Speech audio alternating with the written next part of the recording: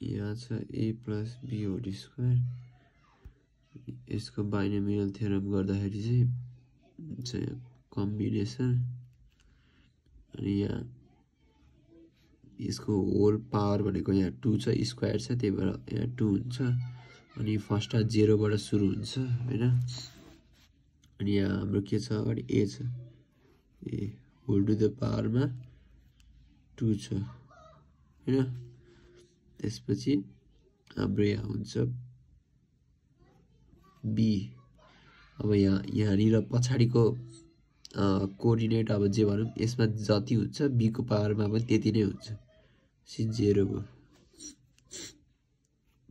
plus यो भयो हैन अब यसपछि के हुन्छ भन्दाखेरि अब यहाँ हाम्रो पावर छ 2 यहाँ हामीले गरिराखौं 0 भनेपछि अब यहाँ 2,2 नआउँछ हामीले गरिरहनु पर्छ हैन अब अर्को गरौँ कम्बिनेसन 2,1 अब अघि 0 भएको थियो अब 1 त्यसपछि a अब यहाँ निर चाहिँ के हुन्छ भन्दाखेरि यो हाम्रो गर्नुपर्ने भनेको a कोमा 2 यो होल पावर 2 छ हैन 2 माइनस अनि यो वाला गर्ने हो के यसमा के हुन्छ भन्दाखेरि a कोमा 2 माइनस 1 हुन्छ हैन यसपछि b ह b मा चाहिँ यहाँको लेख्ने हो यहाँ अच्छा 1 छ सी 1 यो अब हाम्रो 2,1 भयो अब 2,2 गर्ने सी 2,2 अब a को पावरमा कति हुन्छ यहाँ कति छ 2 माइनस 2 अब b कोमा के लेख्ने भन्दा यहाँ जति छ त्यति नै लेख्ने भनेपछि स्क्वायर 2 हाम्रो 2,2 सम्म त आइपुग्यो अब यसलाई गर्ने अब यसलाई क्याल्कुलेटरमा पनि गर्न मिल्छ है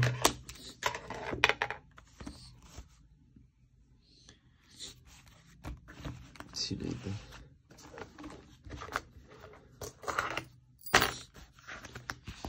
क्याल्कुलेटरमा चाहिँ कसरी गर्ने भन्दाखेरि अब यहाँ हाम्रो छ c2,0 अब यहाँ के गर्ने भन्दाखेरि 2 सो अब हाम्रो पहिला लेखिन्छ हैन 2,0 छ नि त हैन 2 अनि शिफ्ट डिवाइड गर्यो भने यहाँ c लेखिन्छ कम्बिनेसन c अब त्यसपछि लास्टको के छ भन्दाखेरि 0 हो 0 गरेर इक्वल्स टु गर्यो भने 1 आउँछ यसै गरी 1 a को स्क्वायर भनेको a स्क्वायर नै भयो हैन b को पावर 0 भनेको 1 भयो प्लस अब फेरि यस्तै गर्ने यहाँ अगाडि 2 छ पछाडी 1 छ कम्बिनेसनको 2 शिफ्ट डिवाइड कम्बिनेसन पछाडी 1 छ 1 इक्वल्स टु गर्दाखेरि 2 आयो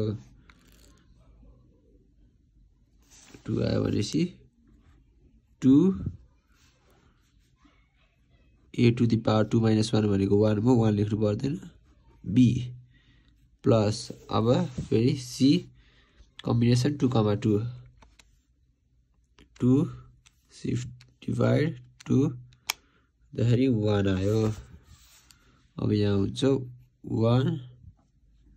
a to the power 0 into power 0 भनेको 1 अनि b स्क्वायर यो भनेको हाम्रो कति आउँछ a स्क्वायर प्लस 2ab